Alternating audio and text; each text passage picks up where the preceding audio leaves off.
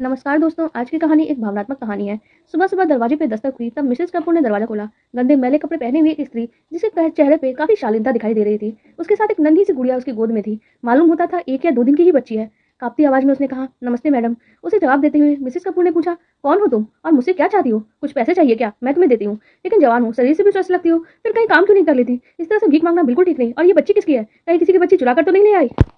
एक ही सांस में मिसेस कपूर ने कई सवाल कर डाले। जी नहीं, मेरा नाम राधा है, मैं पास के ही गांव में रहने वाली हूँ। यहाँ किसी और की नहीं, ये तो मेरी ही बेटी है। अभी 2 दिन पहले ही मैंने इसे जन्म दिया है, किंतु मेरे पति और परिवार वालों ने बेटी को जन्म देने की वजह से नाराजगी दिखाई और मेरी फूल जैसी कोमल सी बच्ची को जान से मारने की योजना बनाने लगे। मेरी लाख मिन्नतें करने के बाद भी जब उनका रुख नहीं बदला तो मैं रात को चुपके से घर से निकल गई। बड़ी ही मुश्किल से मैं अपनी बच्ची की जान बचा पाई हूँ। मुझे पैसे नहीं चाहिए, आपका इतना बड़ा बंगला और गाड़ियां देख के मैं यहाँ बड़ी उम्मीद लेकर आई हूँ कि इतने बड़े घर में कुछ ना कुछ काम तो मुझे अवश्य ही मिल जाएगा। मैडम, मुझे दया नहीं चाहिए, किसी तरह की भीख भी नहीं चाहिए। मुझे अब अकेले ही अपनी बेटी को बड़ा करना है, पढ़ाना है, उसे अपने पैरों पे खड़ा करना है। उसकी बातें सुनकर और प्रभावशाली ढंग से देखकर मिसेस कपूर ने उसे काम पर रख लिया। यूं तो मिसेस कपूर के घर में कई नौकर चाकर थे, किंतु स्वभाव से बेहद दयालु थी। पढ़ी लिखी, समझदार और एक आकर्षक व्यक्तित्व की धनी थी। उन्होंने सोचा कुछ ना कुछ काम तो मैं इसे दे ही दूंगी। वैसे भी उन्हें बेटियों से बहुत लगाव था। उनकी स्वीकृति मिलते ही राधा के चेहरे पे इत्मीनान के स्पष्ट रूप से भाव दिखाई दे रहे थे।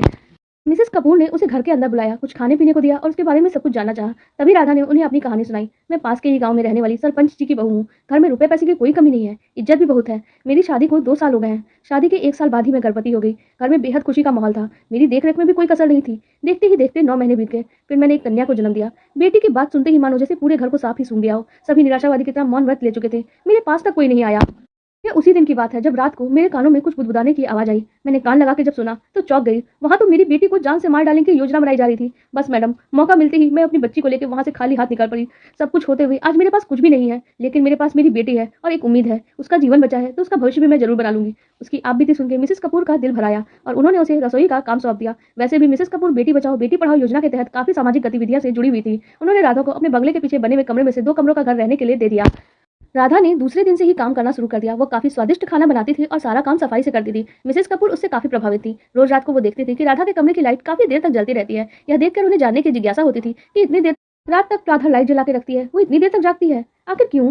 क्या जिज्ञासा थी उनके दिल में? यही जिज्ञासा उनके दिल में जग रही थी और वो इतनी देर तक जागती थी। इसी बात को जानने के लिए उन्होंने चुपके से आहट सुनने और जानने की कोशिश की कि अंदर चल क्या रहा है, किंतु कोई आवाज उन्हें सुनाई नहीं दी। फिर दरवाजे पे उन्होंने धीरे से दस्तक दी। राधा ने जब दरवाजा खोला तो दंग रह गई। अरे मैडम जी, आप, कुछ काम था क्या? कुछ काम है तो अभी बोल दीजिए मैडम, मैं अभी कर देती हूँ। नहीं नहीं, कोई काम नहीं है, लेकिन तुम क्या कर रही हो? मिसेस कपूर ने उसके आगे कहा, मुझे तुमसे बात करने की इच्छा हो रही थी, इसीलिए मैं यहाँ आ गई। मिसेस कपूर ने कहा, उसके बाद कहा, ठीक है आइए बैठिए। राधा ने विनम्रतापूर्वक कहा। मिसेस कपूर ने कुर्सी पर बैठते हुए देखा कि राधा के कमरे में कुछ किताबें रखी हुई है, तो शायद उसने पहले अपने वेतन से खरीदी होगी। तभी राधा से पूछ बैठी, ये किताबें? तब मिसेस कपूर ने कुछ किताबें उठा के पन्ने भी पलटना शुरू कर दिया तो वो दंग रह गई, क्योंकि वो हिंदी और अंग्रेजी की कहानियों की किताब थी। तभी उन्होंने राधा से पूछा, क्या तुम पढ़ी लिखी हो? राधा ने तब उन्हें बताया, जी हाँ, मैंने एमए किया है, किंतु इतनी जल्दी में नौकरी कैसे ढूंढती? तभी उनकी बात काटते हुए मिसेस कपूर बोल उठी, लेकिन तुमने ये बात मुझे पहले क्यों नहीं बताई? मैं आज से ही किसी अच्छे स्कूल में तुम्हारी बात कर सकती हूँ। राधा खुशी से फूली नहीं समा रही थी। कुछ ही दिनों में एक अच्छे स्कूल में हायर सेकेंडरी की टीचर के पद पे उसे काम मिल गया। धीरे धीरे समय गुजरता गया और उसकी बेटी अनुराधा भी बड़ी हो रही थी। वो भी माँ की तरह शालीन, सरल स्वभाव वाली और काफी आकर्षक थी। मिसेस कपूर हमेशा ही दोनों का ख्याल रखती थी। उनका साथ था, इसलिए राधा को कोई डर नहीं था। धीरे धीरे अनुराधा की पढ़ाई का खर्च बहुत अधिक बढ़ने लगा। राधा उसकी पढ़ाई को लेकर चिंतित रहने लगी थी। उसको चिंतित देख के मिसेस कपूर ने चिंता का कारण पूछा। तब राधा ने कहा, मेरी बेटी अनुराधा को मेडिकल कॉलेज में प्रवेश मिल गया है, किंतु वहाँ की फीस बहुत ज्यादा है। मैं इसी बात को लेकर बहुत ज्यादा परेशान हूँ कि ये सब कुछ मैं कैसे कर पाऊंगी। मिसेस कपूर को बेटियों की प्रगति के लिए हमेशा ही तैयार रहना पसंद था, तो उन्होंने फीस की जिम्मेदारी भी खुद उठा ली। धीरे धीरे समय बीता गया और अनुराधा की पढ़ाई पूरी हो गई। वह एक बहुत बड़े अस्पताल में डॉक्टर के रूप में कार्यरत हो गई। अनुराधा बहुत ही मेहनत और लगन से काम करने वाली लड़की थी और अपने मरीजों का भी बहुत ख्याल रखती। बड़ी ही प्यार से उनके साथ रहती थी। अस्पताल में वो सभी को प्रिय थी। अचानक एक दिन उनके अस्पताल में एक अधेड़ उम्र का व्यक्ति भर्ती हुआ, जो काफी कमजोर लग रहा था। शायद किसी बड़ी बीमारी ने उसे अपने चपेट में ले लिया था। उस बूढ़े व्यक्ति के शरीर में खून की भी काफी कमी थी और उसे देखने और उसके इलाज करने की जवाबदारी डॉक्टर अनुराधा को सौंपी गई थी। वह उस इंसान से मिली, उसकी तबियत का हालचाल भी पूछा और उसका इलाज शुरू कर दिया। खून की बहुत ज्यादा कमी हो जाने की वजह से सबसे पहले उन्हें खून चढ़ाना था, लेकिन उनके खून से मिलता हुआ खून मिल ही नहीं रहा था।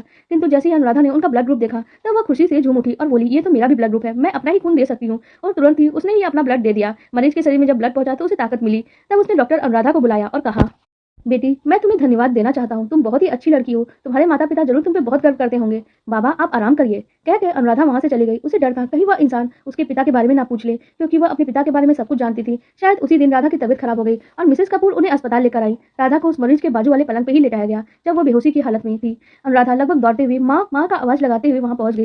तभी उस बूढ़े व्यक्ति ने भी अपनी करवट बदली और अनुराधा को चिंतित देख पलंग से उठ बैठा और पूछा, क्या हो गया अनुराधा बेटी? अनुराधा ने अपनी माँ की तरफ इशारा करते हुए कहा, देखो ना बाबा, मेरी माँ की तबीयत बहुत खराब हो गई है, आप उनके लिए भगवान से प्रार्थना करिए। बाबा ने जैसे ही माँ की तरफ देखा, उनके पैरों तले जैसे जमीन खिसक गई। अरे ये तो राधा है। अनुराधा मेरी भी बेटी है। उसकी आंखों में आंसुओं की धारा बह रही थी। मन बहुत बेचैन हो उठा था, घबराहट हो रही थी। वह राधा के होश में आने का इंतजार कर रहे थे। कहीं राधा ने दूसरी शादी तो नहीं कर ली? नहीं नहीं, वो ऐसा नहीं कर सकती। तभी राधा को होश आने लगा। उससे पहले राधा पूरी तरह से होश आए, उसका सामना करने के ख्याल से वो डर गए। तब उस व्यक्ति ने अनुराधा से कहा, बेटा तुम अपने पिताजी को बुला लो। किंतु उन्हें बिल्कुल भी उम्मीद नहीं थी। जैसी जवाब की वैसी अनुराधा ने जो कहा, बाबा मेरी माँ और पिता दोनों की जवाबदारी मेरी माँ ने अकेले ही उठाई है। जिस दिन मेरा जन्म हुआ था उसी दिन मेरे पिता मेरी माँ के लिए मर चुके थे। मेरी माँ के पास बस दो ही विकल्प थे, उसे मुझ में और मेरे पिता में से किसी एक को चुनना था, और वह एक मैं थी। क्योंकि मेरे पिता को अगर वो चुन लेती तो शायद मैं जिंदा भी नहीं होती, और मेरी माँ मुझे जिंदा रखना चाहती थी। इसलिए मेरी माँ ने मेरे पिता के जिंदा रहते हुए भी अपनी माँ का सिंदूर मिटा दिया। मैं एक विधवा की बेटी हूँ, पिता होते हुए भी। यही सिखाकर मेरी माँ ने मुझे बड़ा किया है। उनकी बातें चल रही थी, तभी राधा ने उनसे पूछा, राधा बेटा कौन है? तभी बाबा ने अपना मुंह छिपा लिया और बिना बताए ही चुपके से अस्पताल से चले गए। वह तन से तो ठीक हो गए थे, पर मन से बीमार होकर गए। अनुराधा सोच में पड़ गई, आखिर ये बाबा बिना बताए क्यों चले गए?